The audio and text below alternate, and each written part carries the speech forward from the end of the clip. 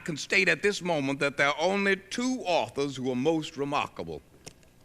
Rudyard Kipling is one. Oh, it must be in Los Angeles. Rudyard Kipling is one.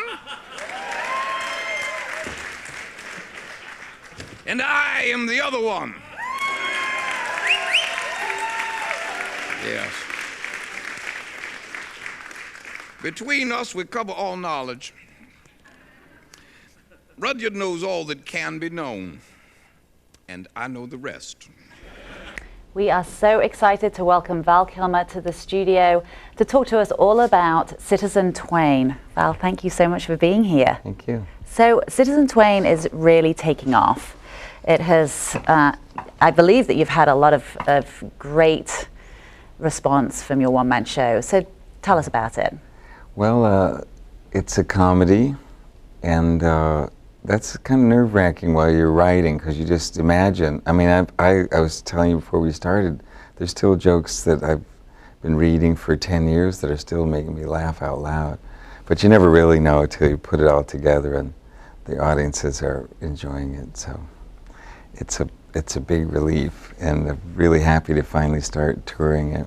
Well, that's really, because you oscillate between humor, being humorous and deeply philosophical, which is what the soul of Mark Twain was, by all accounts. And so how do you balance such a fine line between those two?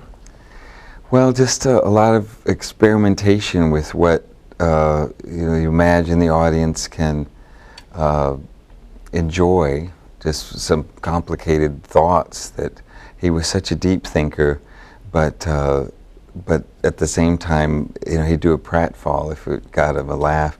And he's actually the first stand-up.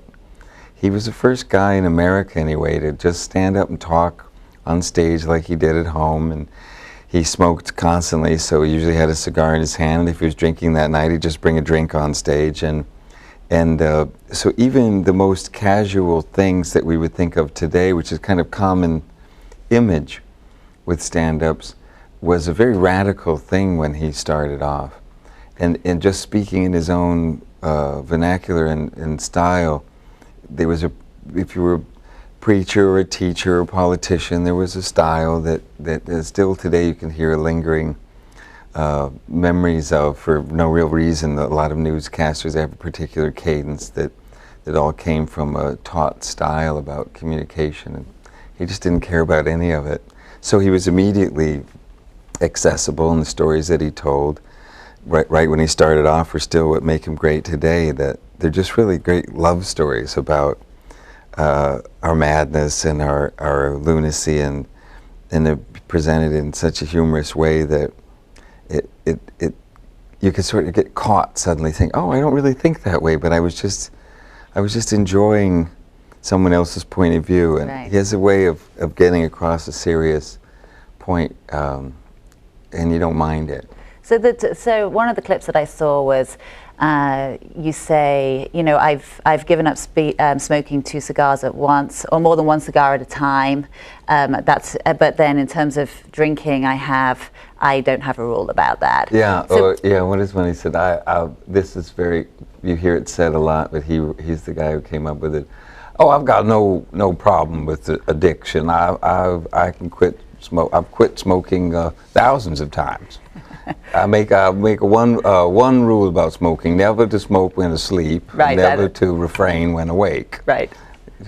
Pretty funny and stuff. So now is that your words, or did he actually say that? Yeah, those are quotes. Some things I wrote, and they're looking for transitions or paraphrasing ideas that he had, that trying to find a way. He's very hard to edit because he's such a unique voice that there's just not time enough to get into everything that's entertaining about him.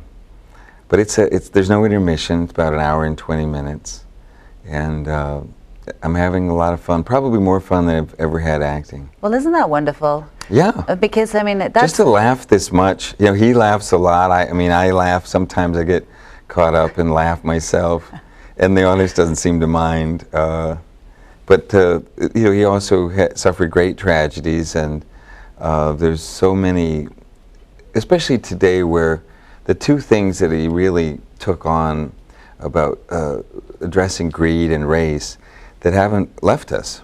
Yeah, absolutely. Every woman knows slavery still exists, and it's not a sort of cute social thing to say. You're not paid as much as men for absolutely no reason. Mm-hmm.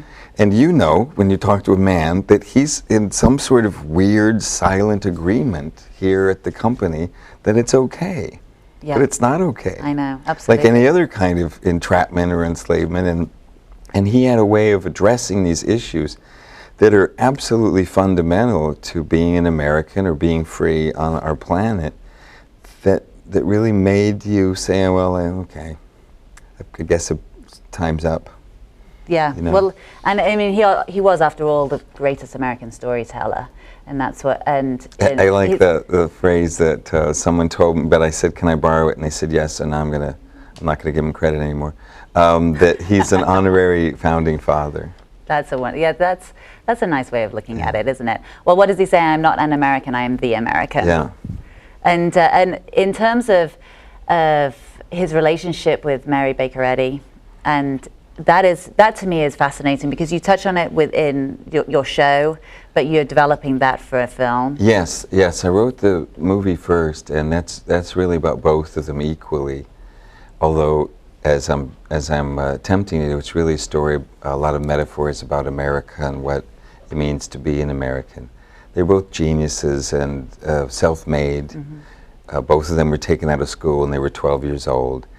And in Mrs. Eddy's day, in Twain's day, a woman wasn't allowed to be successful in too many vocations, but you could be a writer. And she started a newspaper and a college, and just achievement after achievement.